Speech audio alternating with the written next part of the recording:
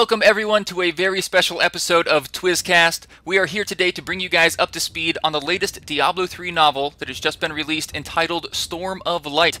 But before we do that, I'd like to take a quick second and let you guys know who's on the line with me. First of all, I'm Archon. I'm filling in for Twiz today. I believe his computer exploded.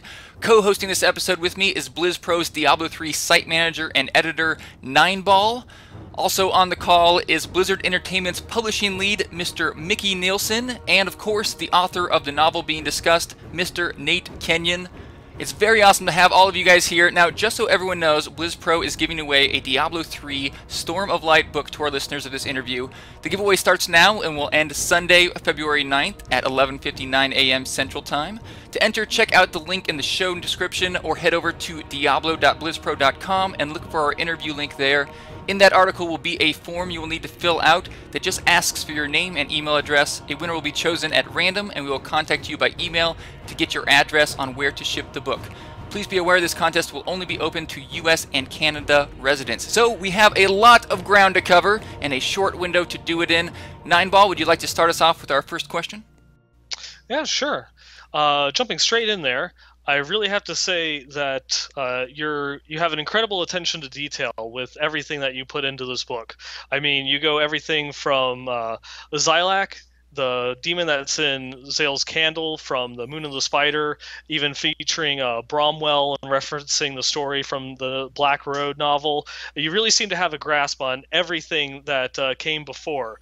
What is it that you did in order to prepare for this novel?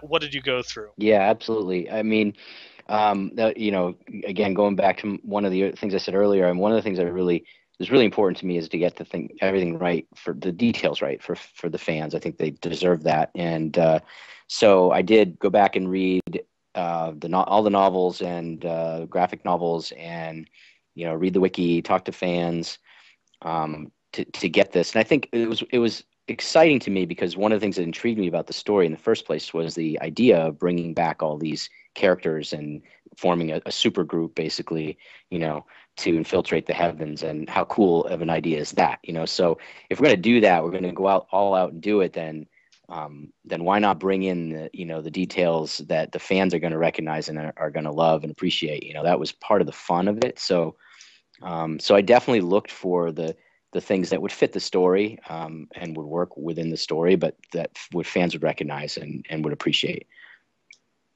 Very nice.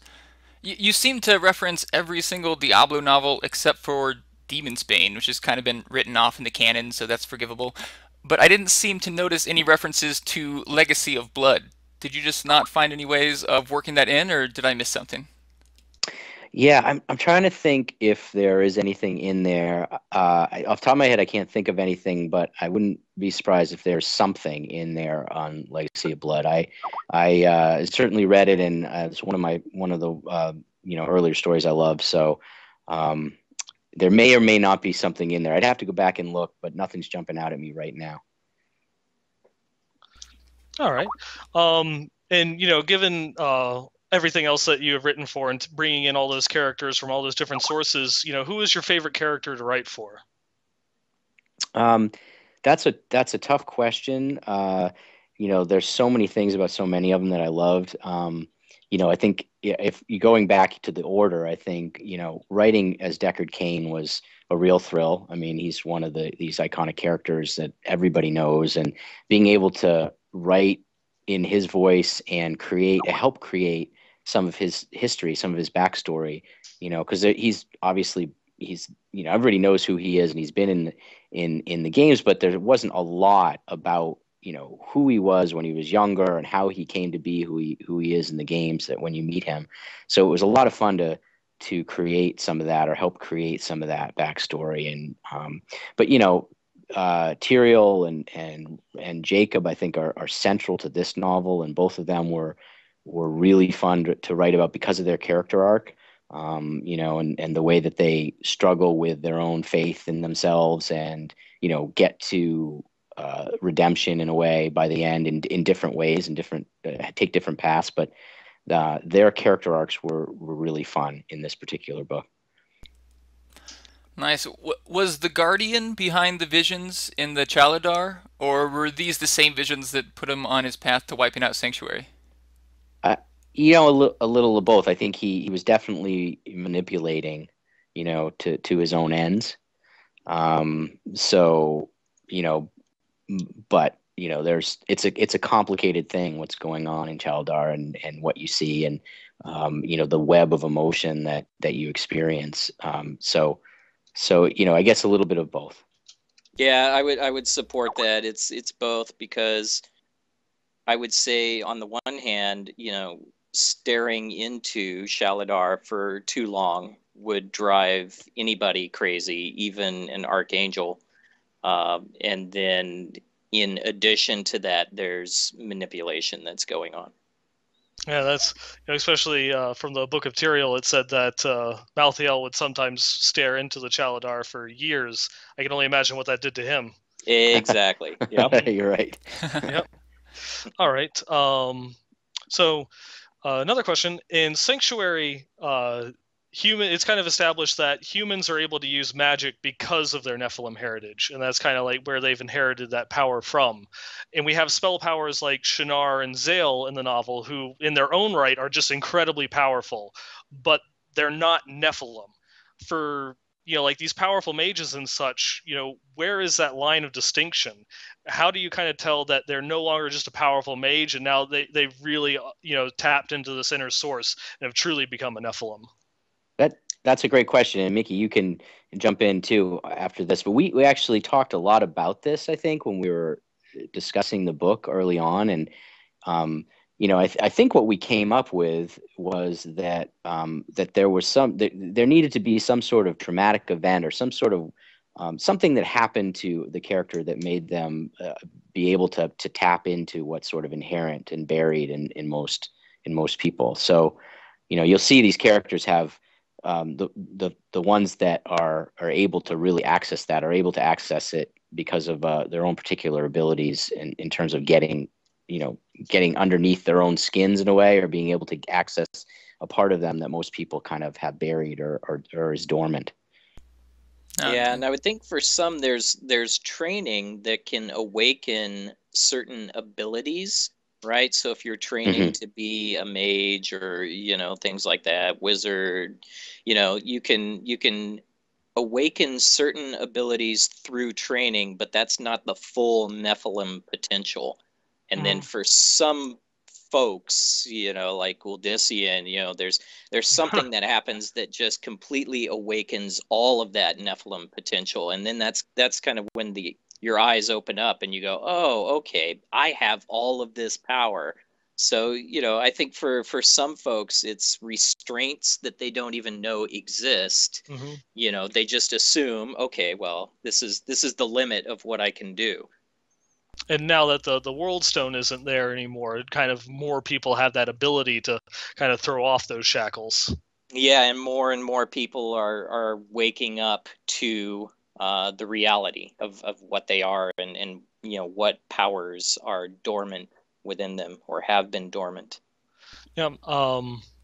For next, one of the kind of the minor characters in there that's kind of one of the antagonists. He's only referred to as the Destroyer or the Sakari. Did he actually have a name that just didn't get added in, or is he just left nameless for being what he is, the Destroyer? Right.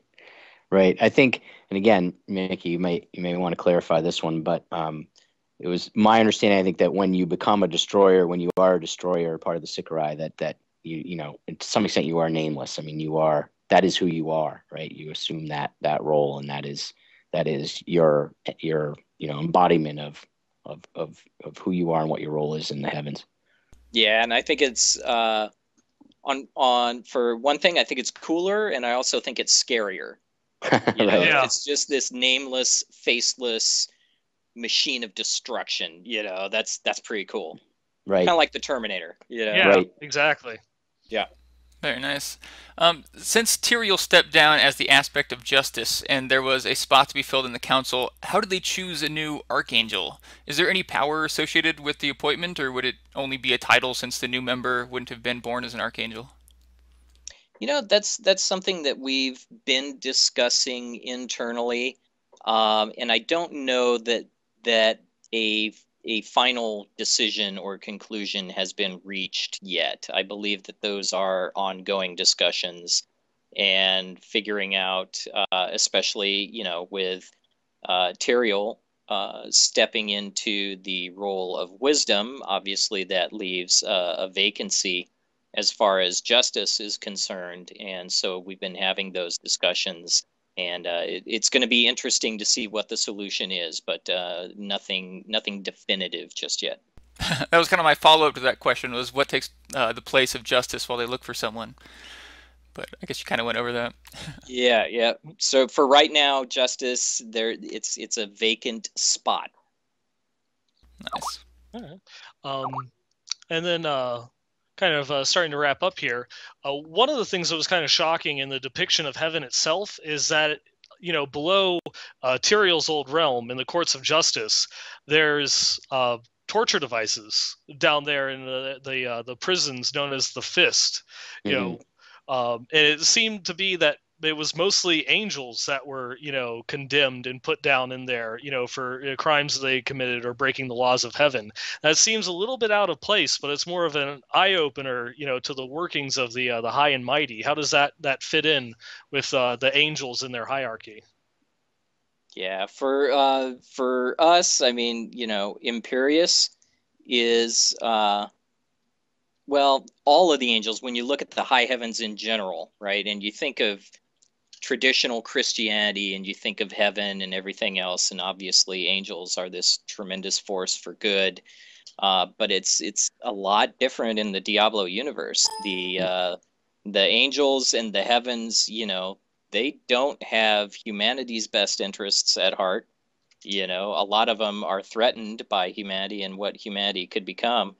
And the other thing is you've got people like Imperius who take a very hard line against, people who go against the heavens, or people who break the law, or people who do things that they're not supposed to do. And so it's when you really get into Imperius's character, and then you look at what's going on as far as, angels who have been condemned or things like that, and what happens to them, it's not as much of a stretch. Yeah, he is a very, black and white type guy. You're either good or you're bad. You're with us or against us, and there's no in between. That's right. Yeah, and it makes him a fun character to write about too.